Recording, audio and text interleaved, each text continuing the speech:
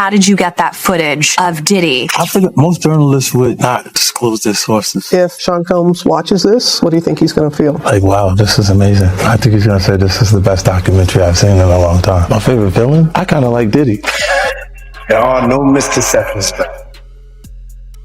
You guys don't need to worry about me getting revenge from Diddy. I've got 3 moves that make sure he'll never be able to come after me or my family. First, I personally reached out to the victims' legal teams. The real reason he's not getting out is those buried cases behind the scenes. I provided legal funding for 7 victims who had been silent for years and brought in the top criminal attorneys in the country. Second, I bought up every potential post-release business deal he had lined up. I planned this 2 years in advance, so by the time he got sentenced and still had hope of getting out, every partner had already cut ties with him. Third, I don't just have evidence, I've got backups. This is an entire minefield that's been buried for 20 years. I uncovered every secret from the last 30 years. With testimonies from the victims, we interviewed over a dozen people he tricked, threatened, or violated. You think that's harsh? No. He destroyed other people's lives for decades. I'm just making sure he spends a few extra years in prison for it. I'm not afraid of his people, not afraid of his threats. I know he's still in there fantasizing about a comeback,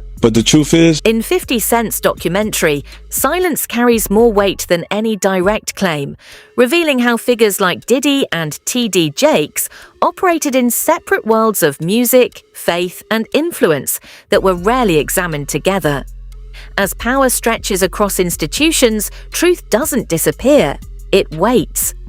The film suggests not isolated moments, but a system that rewards proximity, protects reputations, and conditions silence, leaving one final question. When it finally breaks, is the issue what happened, or how long it was allowed to continue? My nerve talking about who you should be seen with. I do homeless shelters. I walk in prison ministries. I deal with murderers. I deal with rapists and killers because they're our children, our sons, and our daughters. Here we are.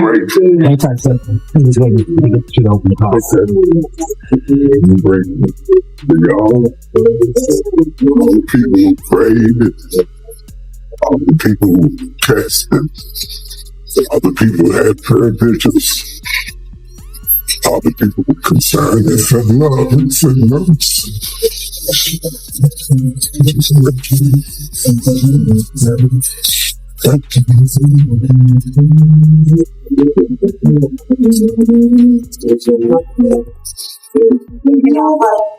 Just I'm not afraid to die.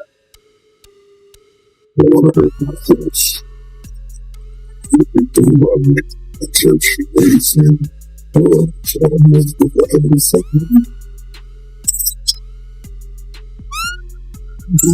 In 50 Cent's documentary, timing becomes the real headline as T.D. Jakes' sudden step back feels far from routine. After years of building influence through faith, leadership, and civic reach, the move lands with added weight, especially in an era where reputations can shift overnight. And as this change coincides with growing legal pressure around Diddy, it pushes the public to connect dots early, raising a sharper question.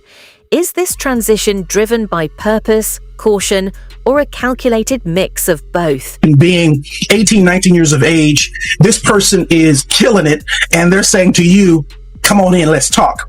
And so I did. I went in, we sat down at a very long dining room table in a room that she had, and for 2 hours, it was unbelievable. Pouring of heart, crying, him talking about my father, we talking about these scenarios, and I inwardly just knew I had finally found someone who could get it. Someone who understood. I'm sitting at this table, and for the first time talking to any man, I got tears coming down my face because somebody gets me. Somebody understood what I was going through. Well, after sitting there and having this long discourse with him, I finally look at my watch and I'm like, oh my goodness, I got to go. I got to get this car back to my mother. She's going to kill me. So I said to Bishop, I got to get up. And I got up from the table. He got up from the table. He walked around toward the way I had to exit quicker than I got over there. And when I started to walk past him, he pulled me to himself. wrapped his arms around me and tried to kiss me. And in that moment, I literally died. I could not. I tell you, to this day, I can't remember how I got out of that place. But I remember driving home with all kinds of crazy thoughts and what in the world am I going to do now? And I finally get home, get in the house, get in the bed. I'm going to try to go to sleep. And I get to sleep and get up in the morning. And in the morning, I step into our bathroom and my home phone rings. My mother answers the phone and she says to me, "Wayne, it's Elder Jakes." And I get on that phone. And when I get on that telephone, I can hear water. He is sitting in a bathtub. And in that thing, he says to me, without any hesitation, there's 3 things I need you to do.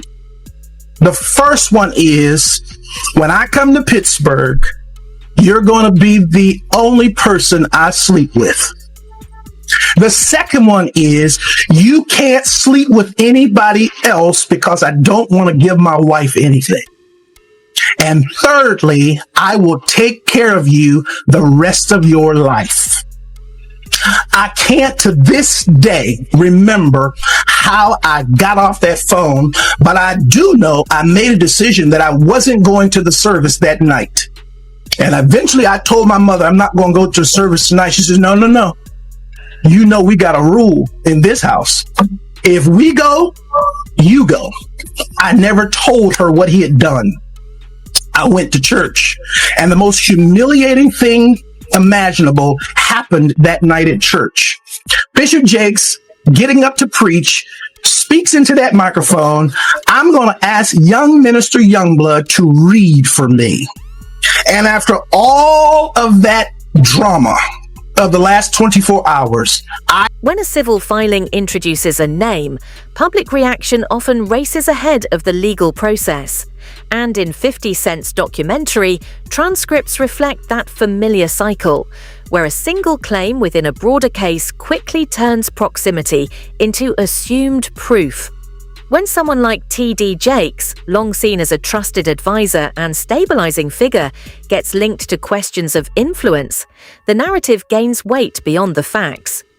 Courts are designed to separate allegation from truth, but public memory rarely follows that line, leaving a difficult question. When early judgment becomes lasting belief, what room remains for fairness and due process? Jakes is named in a federal lawsuit against musician Sean Diddy Combs. It's filed by a producer that worked with Combs. It discusses how the singer planned to leverage his relationship with the bishop to soften the impact on his public image of Casey Ventura's lawsuit. Ventura is a former girlfriend of Combs who filed her own lawsuit in November alleging abuse, violence, and sex trafficking. Meanwhile, Combs' lawyer is criticizing the raids at 2 of the hip-hop mogul's homes in a federal sex trafficking investigation. He called them an unprecedented ambush. It comes as we're getting a new look inside Combs' LA house after the search by federal agents. Carter Evans has details about what the feds have uncovered so far. Guns, cell phones, and other electronics are among the items taken from the homes of music mogul Sean Diddy Combs, according to a source familiar with the search warrant performed by federal agents at his properties in Los Angeles and Miami. TMZ says this video shows the aftermath of the raid inside Combs' LA mansion. Drawers empty, documents scattered, and safes open and searched. Hours after the raid started, Combs was seen walking around the Miami Opa-locka airport, according to TMZ, which also obtained this video. Later, at the same airport, authorities arrested Combs' associate, Brendan Paul, and charged him with drug possession. In a civil suit filed against Combs by former music producer Rodney Jones, Paul was accused of being a drug and gun mule who allegedly aided Combs in sex trafficking. Yesterday, Diddy's lawyer called the law enforcement action nothing more than a witch hunt based on meritless accusations made in civil lawsuits. Could this federal investigation have come out of these private lawsuits? Oh, absolutely. If it involves sex trafficking. or drugs or weapons or other illegal behavior. Lori Levinson is a former federal prosecutor. They've decided this is worth a lot of resources across the country. Because once they've done these searches, they have evidence to follow up on. And if they've got it, they'll move on it. Still here, you're rocking with the best. Even though Combs has not been publicly named as a target of the investigation, he says he's now prepared to fight. The core question in 50 Cent's documentary isn't about a single moment. It's about what influence can protect afterward. The transcripts suggest a quieter pattern, where authority softens controversy, credibility aligns with power, and strategic alliances delay consequences. This extends beyond figures like Diddy or T.D. Jakes, pointing to a broader system where institutions absorb pressure instead of enforcing accountability. That leaves a deeper question. If reputation can be built like a campaign, what does responsibility mean when trust itself becomes a currency? Drink. Who drink? And if those girls was drinking out those bottles that he said Diddy laced, and he could show on camera, and he could show that some people had passed out, or some people were acting a certain way after they had those drinks, he won his case on that one. When you was around Diddy, was he doing drugs, like party drugs, like ecstasy and stuff like that? Diddy wasn't the dude he is today when I was around him. You understand? He had just started. When I was about to leave, he had just started with because he never smoked weed. He never smoked cigarettes. I never seen him do cocaine or none of that shit. You understand? He would have it for people to do it. You understand? It's certain of his girls like to do it, and he would make sure it would be there. But he wasn't the one that did it. Then he didn't start getting hooked on drugs until he got hooked on those painkillers. After he got hooked on those painkillers, he started drinking more, because he wouldn't even drink hard liquor. He was only drinking champagne, Don P or Cristal. He was not drinking hard liquor then. Yeah, that's real talk, man. And he also claims that, Diddy, he was using T.D. Jakes to fix his image. You believe that? Well, we saw that to be true anyway. That's what he was trying to do all that time. That's why T.D. Jakes was there. When a personal account enters the record, its weight comes less from detail and more from the power imbalance behind it. And in 50 Cent's documentary, the narrative follows a shift from mentorship and access to closeness, then into an alleged breach where connection turns into control. The implication spreads quickly because it echoes a broader pattern, where authority can reshape vulnerability into compliance, unsettling communities built on trust and belief. The question becomes urgent. How much uncertainty can moral leadership carry before its foundation begins to crack? Around in, Diddy and T.D. Jakes. Man, what I think about it is this, when I grew up in the church, the sinners was not supposed to have the same atmosphere with the saints. You have to be able to separate the two. So I'm looking at him as a saint going to a party that ain't nothing but sin, drinking, maybe fornication, man on man, woman on woman, he on she. But maybe he'd have to lay some hands on somebody. Maybe he'd have to save some souls. I know he got a contract with Revolt, so I'm just like, it's just real strange that he would be found at any kind of Diddy party or any kind of place with Diddy unless it's in a business atmosphere. So now what he's doing is he's making the Christians look real bad right about now. And you've been to these parties, right? Oh yeah. I was there when he was doing the white parties in the Hamptons and the whole 9 yards. So I know what goes on at the parties. If, they probably got a little bit more freakier, as time went on, because they got to the point whereas that they didn't even care. It used to be secretly, where people used to go to, separate rooms and different rooms, and they wasn't doing that out in the public, but now they don't care. Men kissing men and all this other that's just crazy. So why do you think he was going to these parties? I think that he's going to the Diddy parties, bruh. If he's going, we know he's going to the Diddy parties, and I know that it's, I know what usually happens at the Diddy party, or when we told this happened at the Diddy parties. Maybe he need to see it for himself, man. Maybe he need to go there and really be involved in some things that could help save some individuals while they going to those parties. Or maybe he just going to, man, it's hard to even talk about. Why would you find a religious man, when you know that the saints supposed to separate themselves from the sinners? And why would a religious man like himself be at a party, which ain't nothing but sin that's going on, bro? Whether it's drinking, maybe fornicating, maybe, like I said, men on men, women on women.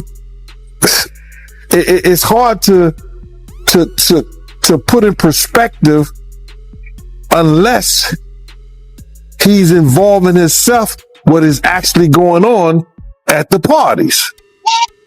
It's hard, brother. Bro, you can't, I really don't know why, as a spiritual advisor to him, that they buddy when he got a party with him like that and be at his parties. It's got to be, maybe it's something. When a former prosecutor draws the line between private claims and public responsibility, it marks a turning point in 50 Cent's documentary, shifting the focus from viral narrative to institutional standards. What can be tested, proven, or dismissed? The transcript captures a clear tension.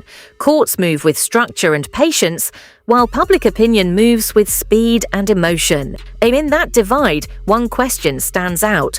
When legal truth and public belief follow different timelines, which one ultimately defines the legacy of figures like Diddy? Say nothing until they're either contacted or they know what they really got.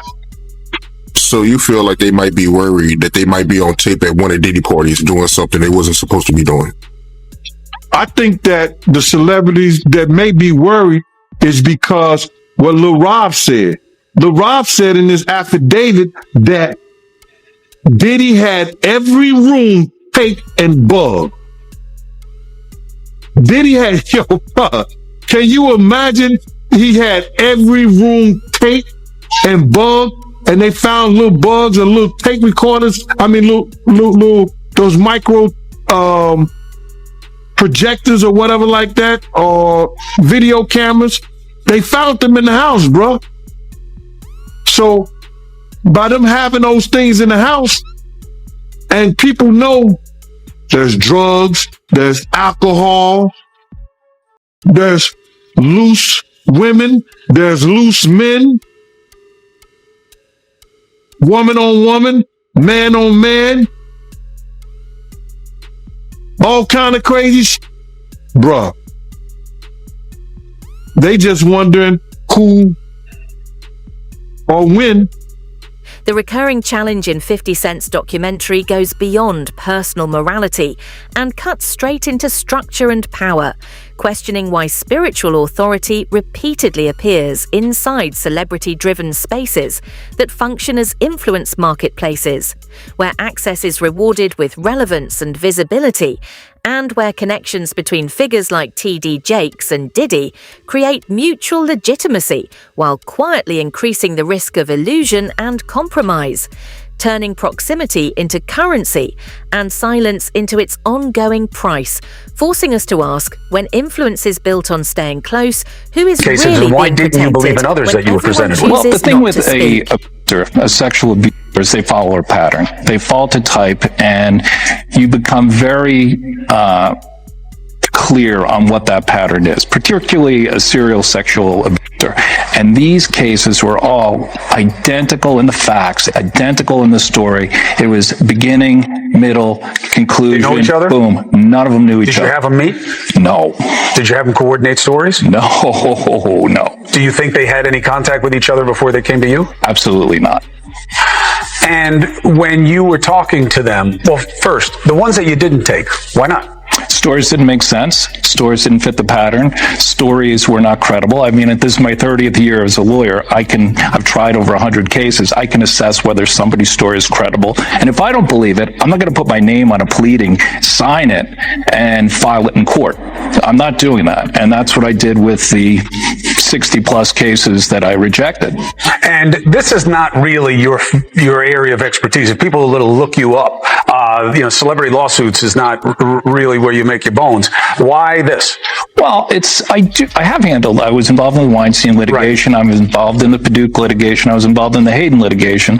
Why did I do this? I do this because it's important. I think it's important for people to be heard, have their chance to get the power back. Because sexual abuse, sexual assault is about one thing: taking power, humiliating, demeaning a person and a victim. It has nothing to do with sex. And so I think it's important. I think it's important to get the word out. I think it's important for men to feel, hey, look, I can come out and be heard just like a woman could. And the defense that, look, they knew what they were getting into. These are regrets. They went there, they partied, and now they see a pocket. No, I don't think so. My client were they gay men? One was bisexual, the other ones were not. And they were going there. The client was bisexual, worked for Diddy. Diddy owed him money for doing errands for him and being his step and fetch, for lack of a better word. And I think it was a power move. It was a clear power move because this guy had the nerve to come to him and say, you owe me money. And so Diddy said, come on to the Intercontinental Hotel. He gives him the drug, knocks him out, sodomizes him. And I won't use the term that my client used, but he said he tried to turn me into his B word. And I think it was a clear power move on each and every occasion. I think the ones that took place in the Park Hyatt, that wasn't partying. My client met him at a nightclub in the city here with a music producer. He didn't think he was getting into that. The man who was in the Hamptons, he thought he was going to a white party. Who wouldn't want to go to a white party? I would have gone to a white party back in the day. I wouldn't go now, but they went there. When a lawyer withdraws and a firm steps aside, 50 Cent's documentary presents it as routine on paper, but culturally it feels like an early signal. In high-stakes moments tied to Diddy, alliances begin to loosen, exposure is reassessed, and distance becomes strategy.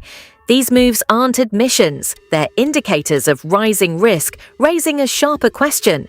If networks only shift once danger is visible, how long was it quietly accepted before anyone acted? We saw what he did to Cassie. With the kicking, the punching. They saw what they did to Cassie. They know that nobody in America liked that. So now, these people are represented by a brand. Whether it's something about the music, clothing, movies, they're not going to come out and speak on nothing that has anything to do with them. And they praying that they not on the tape doing crazy stuff, being oiled up in the whole 9 yards. They praying. So until the feds say, hey, yo, listen here. We got you on, hey buddy, we got you on this tape, and girl looked like she was pretty young. we're not going to show it, but we need you to come and testify against Brother Love, P. Diddy, Puff Daddy, Sean Combs. That's when they're going to start talking. And they're not going to be talking in his favor. When the feds come to them and show them what they got on tape, because if he had 250 tapes 250 cameras all over the house, somebody got caught stealing a cookie out the cookie jar. It could be your favorite pastor. It could be your favorite politician. But they didn't think they was being watched. And Brother Love was watching. Yeah, I mean, TD Jakes, he hasn't even came out and said anything. And him and Diddy was real cool. Amen. Amen. Yeah, man. And I know the people in the congregation over there is shaking in their boots because this man didn't led them probably allegedly led them to damnation, because those people's hearts are going to be broken if that man is seen on those tapes doing anything. Because people always put their faith in the pastor instead of putting their faith in God. And what they need to do is understand that he's just a man. And he has a history. It's not looking too good for him. So you feel like celebs are worried that they might be on tape? Oh, they know. That's why they ain't speaking up or saying nothing. Yeah, I was at a Diddy party, but I know I ain't do nothing. When you don't know somebody's taping you, when you don't know that somebody is videoing you in some kind of form or fashion, you got that alcohol, you got the drugs in you, they're a little loose, bruh. They let down all their inhibitions. The music is pumping. He said it himself. He got it so hot in there that you got to take your clothes off. In 50 Cent's documentary, the idea of recordings becomes power even without proof, because the mere possibility can shape behavior and enforce silence. That fear turns into influence, driving loyalty, hesitation, and denial around circles of celebrity and authority linked to Diddy. Whether real or exaggerated, either threat alone can delay voices from speaking, raising a deeper question. If pressure can bury truth before it's ever documented, how much of reality disappears before it's even seen?